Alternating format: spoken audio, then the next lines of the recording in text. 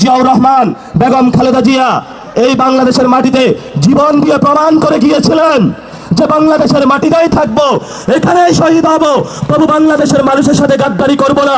সেই পথে আপনাদেরকে থাকার আমরা অনুরোধ জানাচ্ছি। সর্বশেষ কথা, শেখ হাসিনা এখনো কিন্তু আমরা তাদেরকে ফাঁসির কাঠগড়ায় দাঁড় করাতে পারি নাই। ওই যে এই পাশে রয়েছে ইন্ডিয়া, এই ভারতে বসে বসে তারা বাংলাদেশের বিরুদ্ধে ষড়যন্ত্র করছে। আমরা প্রধানমন্ত্রীকে অনুরোধ জানাবো, নির্বাচন হয়েছে, এখন বিচারের উদ্যোগ নিন। আপনাকেই তো শেখ হাসিনা এখানে বাংলাদেশে অনেক নির্যাতন করেছিল, অসংখ্য কুমিল্লার ভাইদেরকে হলো এখানে রাজপথ থেকে ধরে নিয়ে গিয়েছিল। এই যে কুমিল্লার সাক্ষ্য ভাই থেকে শুরু করে প্রত্যেকটা ব্যক্তি এখানে ইয়াসিন ভাই নির্যাতিত হয়েছিল আমরা জানি। কিন্তু আমরা এখন কি দেখতে পাচ্ছি?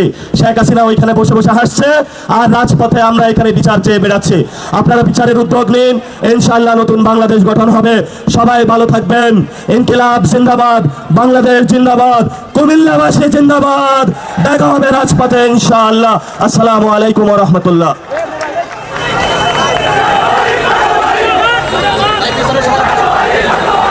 ধন্যবাদ নাসিরউদ্দিন পাটোয়ারি ভাইকে। এই পর্যায়ে বক্তব্য নিয়ে আসছেন সাবেক সফল উপদেষ্টা, কুমিল্লার মুরাদনগরের সন্তান, জাতীয় নাগরিক পার্টির মুখপাত্র জনাব আসিফ মাহমুদ সজীব ভুঁইয়া। জনাব আসিফ মাহমুদ সজীব ভুঁইয়া, আমি যারা স্বেচ্ছাসেবক আছেন তাদের নিজ নিজ দায়িত্ব পালনের অনুরোধ করছি এবং পুলিশ ভাইদেরকে একটু দায়িত্ব পালনের অনুরোধ করছি।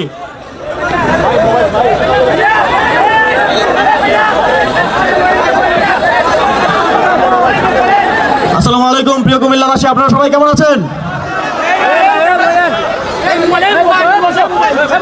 বাংলাদেশের অনেক জায়গায় আমি যাই, আমাদের যেহেতু দলের কেন্দ্রীয় পর্যায়ে রাজনীতি করে ঢাকায় থাকতে হয়, কিন্তু যখন আপনাদের কাছে আসি এই সময়ের মতো প্রশান্তি আর কোথাও পাই না।